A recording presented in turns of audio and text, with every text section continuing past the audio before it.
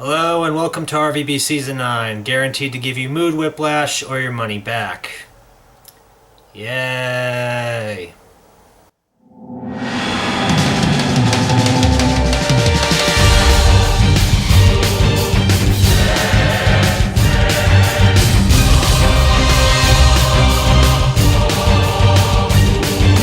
Oh, RVB 9. What can I say about RVB 9? This was the start of a new, shorter arc known as the Freelancer saga, which details what really happened during the Freelancer years with Tex and the others. This and Season 10 are more unique from the other seasons in that half of the story is told in regular Machinima, in this case using the Halo Reach engine as its backdrop, and the other half, the Freelancer half, is entirely CGI done by Monty. Season 9 follows Church after he went into the memory unit to look for Tex, and the memories of the moment she joined up with the project. And how does the season hold up? Well, if you recall back in RVB4, I made the comment that, while I had issues with that season, there was a season coming up that I considered to be far, far worse. And here we are, folks, my least favorite season of the entire show. I think a lot of people thought I was talking about 11 when I made that comment, but to be fair to it, 11 isn't really bad, it's just unmemorable. Like, when you think of 11, what's the first thing that usually comes to mind? Probably the fact that it had a lot of fucking robots in it, am I right? But I don't really think that makes it bad. It's just one of those seasons that just kind of comes and goes and you don't really think about it too much. 9 had problems. 9 had a lot of problems. But you may ask yourself, how did 9 have problems? After all, it's showing Project Freelancer at long last. After 8 seasons of just talking about it, we finally get to see them in action. And yes, the scenes we get with them are really, really damn cool. It's a great thing they waited this long to show it because standard Machinima would not have cut it. Monty's animation brings these characters to life in a new, fresh way, and it's fascinating to see these characters like Washington, Maine, New York, and Wyoming before they became the people we always knew them as. So, what's wrong with that? Well, the Freelancer bits make up roughly half the season. In fact, they're a little less than half. And the other half? Well, the other half is spent with this. When did they say the special agent was coming? Right before they gave me my new nickname. God damn it, Caboose! Alright, just forget it! No, see, it's Roger now, remember? And this. Well, I can see you're continuing a grand tradition. Yeah, I'm very proud. It's quite a lineage. I grew up on a boat. Nobody cares. You're all just jealous. And this. And don't even get me started on the design of the new armor. The lines are all wrong. And the color palette? I mean, what is this? Autumn? Am I right? And fucking this. Sorry, you're just gonna have to wait 5 more minutes. It's not that long. Just do what I do. Count to 3. 100 times. Why wouldn't I just count to 300? Because doing things 3 times is fun. Turning off light switches, locking the door, turning off light switches. You said turning off light switches twice. You're right. I should probably say it a 3rd time, just to make sure that no one I love dies. Turning off light switches? There, that feels better. God! And you guys thought I complained too much during Blood Gulch. Now, let me tell you, kids, that was nothing. Nothing compared to the amount of complaints I have for the Blood Gulch bits in Season 9. Oh my fucking god, I hate the Blood Gulch bits in Season 9. So the setup for this season starts with a Freelancer up to steal some data from a remote outpost. It's here that we are reintroduced to the Dakota twins, Agent South, whom we've met before and is voiced by Shannon Merlin, and Agent North, whose dead body we've met before, voiced by John Erler. Their mission gets blown due to South's eagerness and impatience, and they go into, of course, a kick-ass fight scene showcasing how great these two work together, that gets interrupted by this smooth criminal. This is Agent Carolina, voiced by Jen Brown, who you may recall was the Freelancer who had 2 AI implanted into her head at the same time. But this is before that, and here she is, the #1 biggest badass in the show. Just look how smooth this pit mama is, getting them all out so they can escape with the target. But back in Blood Gulch land, Church meets with the Reds because they're acting off. Seriously, it's like we've stepped into some alternate reality where everyone is the reverse of who they are. I mean, Donut's all gung-ho, Sarge like a mother figure, and Grif is doing work? Donut! Don't track mud in here! You know better! Seriously, a down-to-earth Sarge, a hard-ass Donut, and a clean-freak Grif? All the scene is missing is a French-speaking Lopez, and we've officially entered the Twilight Zone. But oddity aside, this is actually a very interesting opportunity for some real character exploration. In fact, this could have also extended to the Blues. Tucker could have been a prude who's super respectful to women, and Caboose could have been like a genius character. And over the course of the season, they slowly revert back to their original characters, all the while Church kind of learns how to accept his friends and appreciate them more. Seriously, the possibilities here are endless. Or at least they would have been if they ever actually fucking did anything with it! Yeah, this plot lasts a whopping 3 episodes before we're right back to where we started with their original personalities, with no mention made again of any of this. Which begs the question, if we were going to drop it this soon, why the fuck did we bother with the switch personalities in the first fucking place? If we're gonna do this, it has to be done the right way, or there's no point in doing it at all, okay? There's an order to things, Tucker. Okay, smartass. Why? Why does it need to be the exact same? Why do we need to retrace every single mundane detail of the last 8 fucking seasons? Is that how the memory unit works? Is that the rule that you have to recreate everything in order to bring your dead girlfriend back? Is this really the only way Tex can return? I don't know. You tell me. I don't know what the rules are in this place. Back in the past, the glorious, glorious past, we see the retribution for South's mess up, and something interesting to note is that we actually get to see the faces of the freelancers. While we'll never see our main heroes' faces, to be able to see the people underneath the helmets is unprecedented and it gives a lot more life to these previously untangible beings. We also get a scene showing a conversation between a very young, more naive Agent Washington and the real CT, who is not, in fact, the manliest man that ever manned, but rather a young woman in her late teens/early 20s named Connie. This scene always puzzled me. It is implied that Wash and CT have known each other for a really long time, since they were kids, but that relationship is never really expanded upon, and this is the only scene they get. It's one of those things that gets left up to interpretation. Oh, and that line that I talked about? You better hurry up and figure out what side you're on, Agent Washington, before they figure it out for you.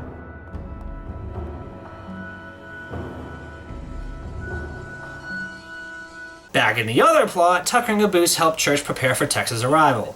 Now, before we start, does anyone have any questions? Yes, I would like to. Aha! That was a trick question. You're supposed to hold all questions till the end. Oh, yeah? Why didn't you hold your trick question until the end, then? The rules don't apply to me. Oh dear God, this is it. This is our blue plot for this season. Yeah, abracadabra. You're an idiot. So, we've already learned our first lesson. The rules don't apply to you. Please shut up. Someone outside the law. Like a criminal? It depends on the crime. Please shut up. They want someone with a free and independent spirit. Something that they can crush into a raw material that can then be molded into what they really want. What do they really want? They don't know, which is why Please, God, make it stop. telling them what to do. That sounds hard. That's why we're doing lessons. Should I be taking notes? Do you even know how to write? Is that another trick question? I am losing brain cells watching this. Okay, then let's do some role-playing. I'll give you critiques on your approach. Role-playing? Yeah. Caboose, you play the girl. You want Caboose to be the woman? Dude, it's a lot bigger stretch for you to play a man, trust me. I feel like I'm watching Couples Retreat all over again. Kill me now. Back at Red Base, the Reds get Lopez back online. Here we go. Let me just get this panel up. Makes a specific noise and then drop it on the ground. Holy guacamole! Please be French, please be French, please be French, please be French. Hola, me llamo Lopez. Gracias por la activación de mi. Son of a bitch! Okay, you know what? No.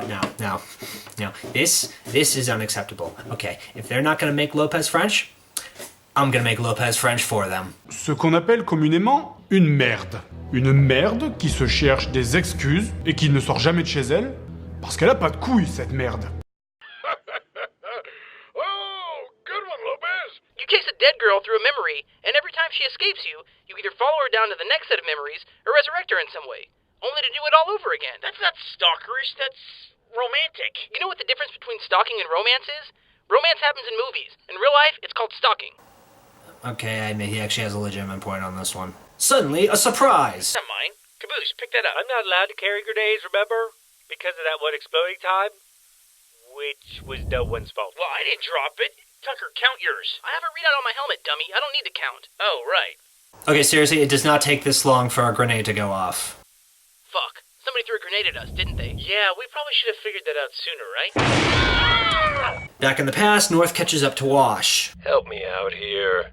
I'm still getting heat about using equipment in the field. You did? Really? Without a pipeline back to the command server? I had to improvise. We had a problem. Let me guess. Wait, North isn't supposed to use the shield? Okay, now I don't Well, what's the know. point? Why give someone a shield if they're not allowed to use it? You know what? I'm already getting tired of this season. I'm 2 seconds away from rage quit. Give me one fucking reason why I should continue to... Round begin.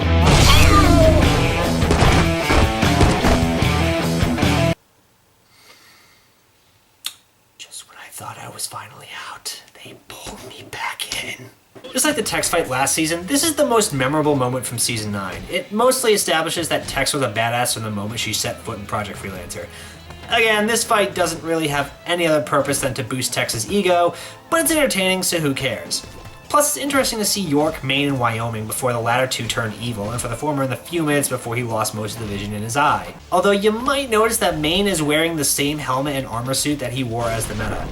And yet somehow they still didn't recognize him in Reconstruction when it was revealed he was the Meta. You might also notice around this point that what we're seeing here is a bit contradictory to how we originally saw Tex's involvement in Freelancer.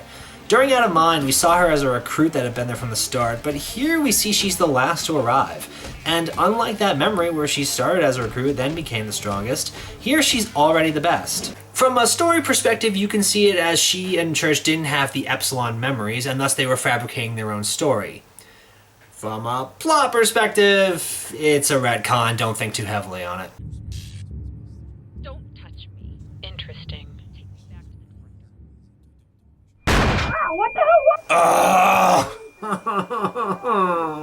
I'm sorry, but every single time we cut to Blood Gulch, it just drags the season to a screeching halt. It's like if you're watching a serious movie, but every once in a while this pops up. They're coming to get you, Barbara. Stop it! You're ignorant. They're coming for you, Barbara. Oh! No! Oh! Johnny!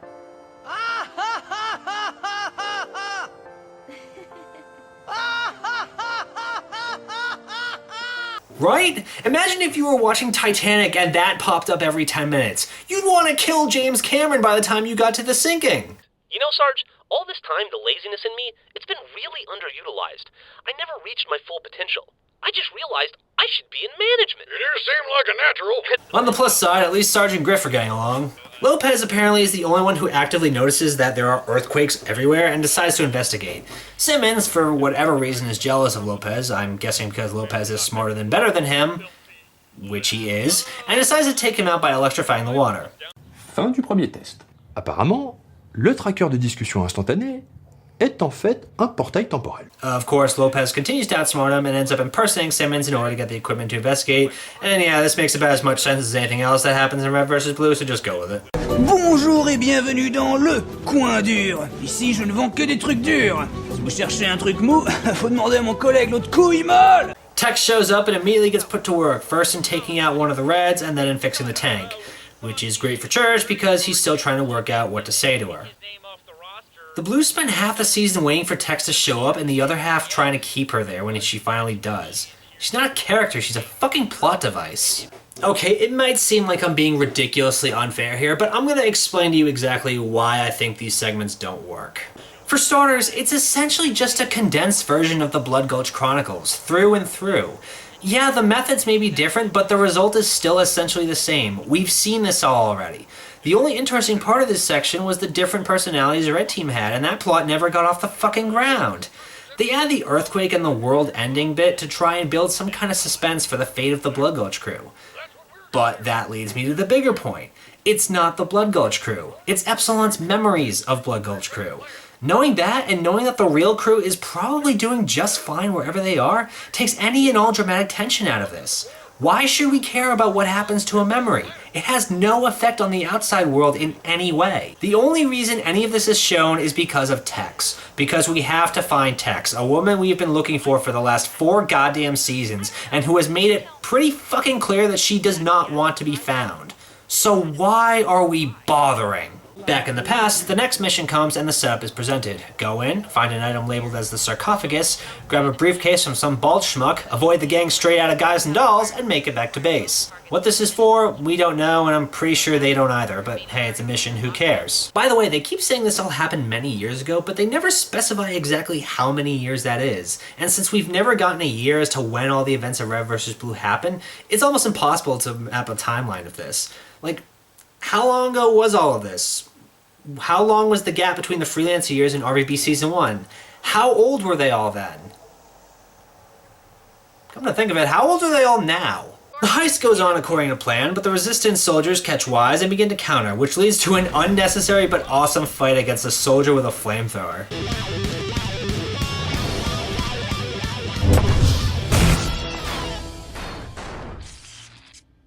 That guy was a dick. Come on. Oh well, I'm sure he won't be important again. On the roof, they discover Tex is also there, setting up what appears to be a bomb, but upon being cornered by Resistance soldiers, is actually a transmitter for a fucking orbital laser. How many small businesses do you think had to go out of business for them to be able to fund this fucking thing? Well, there goes our ride. You think maybe we should have had a fallback plan? Hey, what happened to me? Whoa! Are we in a car? Wait, what? Are we in a car? Wait, what? Are we in a car? No, you're in a fucking submarine. Of course you're in a car, stupid. The fuck is wrong with you? Are we in a car? You know how you're like reading a book or watching a movie and there's that one line that just always bothers you and you don't really know why, it's an irrational hatred of it, but it just makes you want to kick a small puppy or something? That's kind of like what this line is for me. It makes no sense and I just hate it. With the sarcophagus secure, Carolina, York, and Maine secure the briefcase from the second target and prepare to leave, but the insurrectionists come after them, which leads to the coolest fucking fight scene in the entire series. Here they come.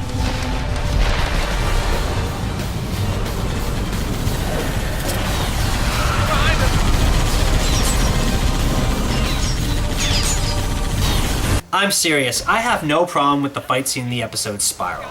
To me, this is as close to perfection as an RVB fight will ever get. I mean, goddamn, look at this.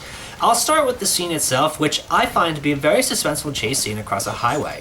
For the first time this season, it feels like an actual fight for Project Freelancer, a worthy opponent to this seemingly group of invincible badasses. The reason behind this is obscure, why this briefcase is important or what the point is still unknown to us the viewers, but it doesn't take away from the severity of it. The choreography is so synchronized and fluid that it almost feels like I'm watching a ballet rather than a CGI fight. The environment in itself is an enemy, and adds a third element in that the passing cars and the speed of their platform are as dangerous as the bullets and punches of the enemy. Knowing that this is the fight where Maine lost the ability to speak is payoff for the audience who have been wondering what happened since the meta's introduction. The urgency, while not fully understood, is clearly conveyed, especially by Carolina, whose position at the top is threatened by a being she does not at all understand. And the cherry on the sundae is the music. Season 9 may have had a lot of problems, its soundtrack was not one of them, and Spiral is hands down my favorite track off of it. There's really nothing about this fight that I don't like. In fact, and I know I'm opening myself up here, but this is better than the Season 8 Tex fight. Oh what? Come on, it is! It really is! And don't get me wrong, I love the Season 8 fight, it's a bloody masterpiece. But if that one fight was the start to the epic Freelancer battles, Spiral perfected it.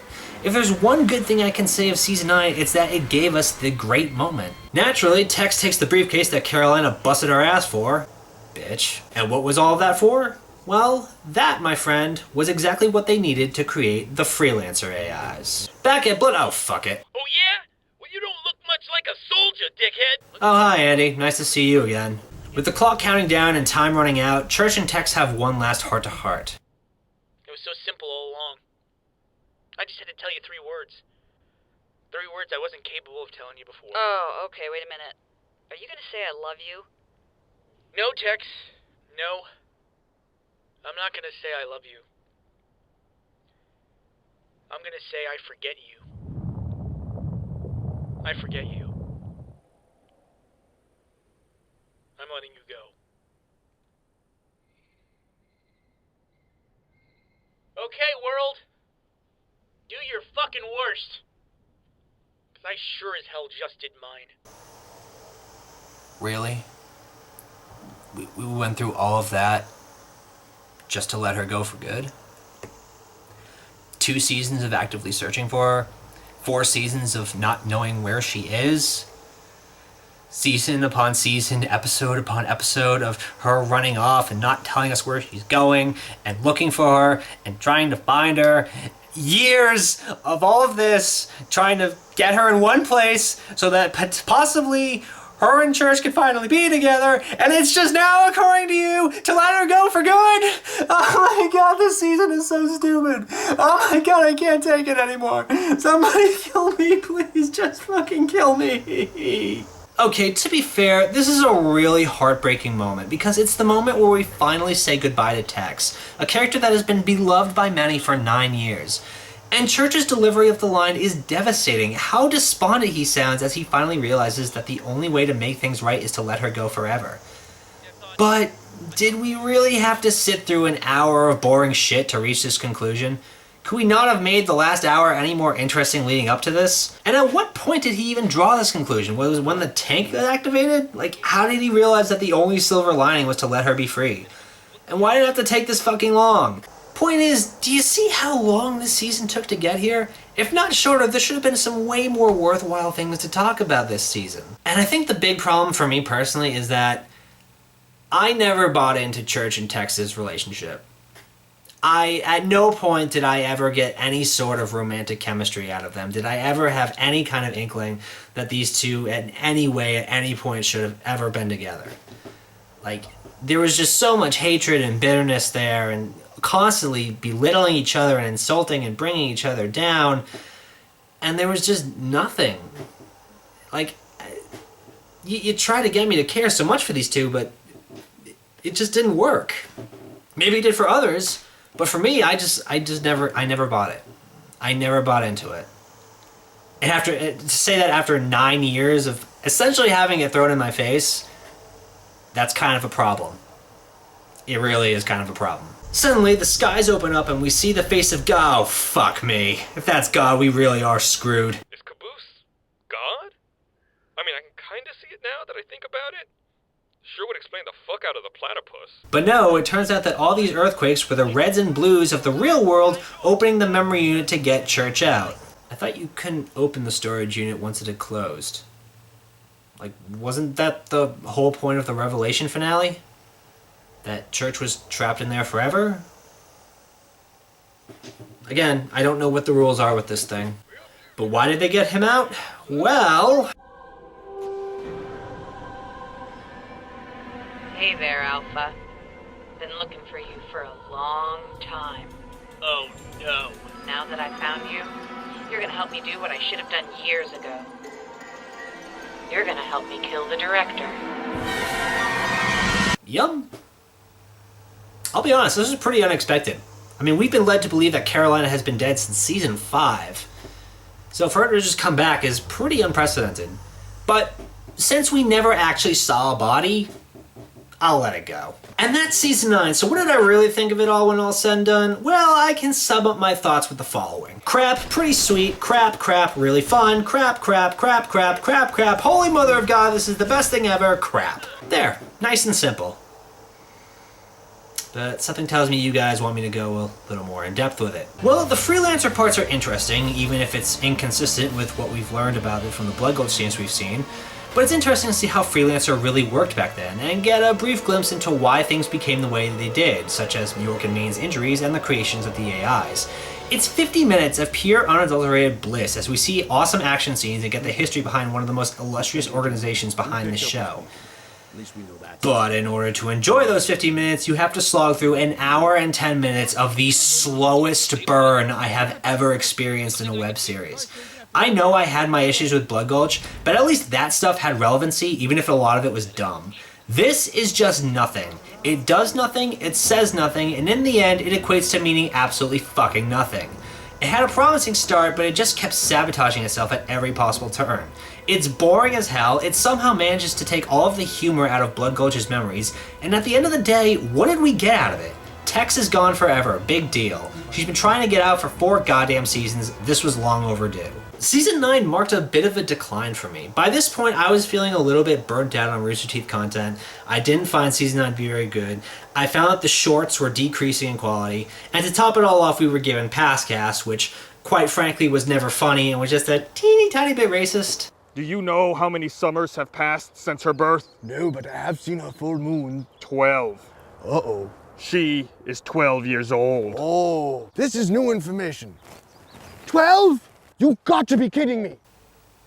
Okay, it was really fucking racist, but a combination of all those things, and I was ready to move on to something new. So, that's exactly what I did. I walked away from the Rooster Teeth channel and came back approximately a year and a half later, just in time for season 11. I needed time to recover from all of that. So I really didn't see season 10 until a few months after it was all finally done. Which leads me, at long last, to season 10. I gotta be honest with you guys, and I really probably should have been honest about this from the beginning, but I kind of really just wanted to focus on each season as they were coming out. But now I can just be upfront. Season 10 was the entire reason I decided to do this retrospective series. I marathoned all of 10 in a day, and I really, really wanted to talk about it, but I realized that I couldn't talk about 10 without talking about the 9 that preceded it. Because you needed the context. You needed to see everything up until this point. You need to see 1 through 9. You need to see the best and the worst of it, the highs and lows, everything, all of it, and my thoughts on all of it, to really understand why I consider this to be the most well-written, well-acted, and overall well-done season of the entire show. And that's up next. So, I will see you guys next time. Bye-bye.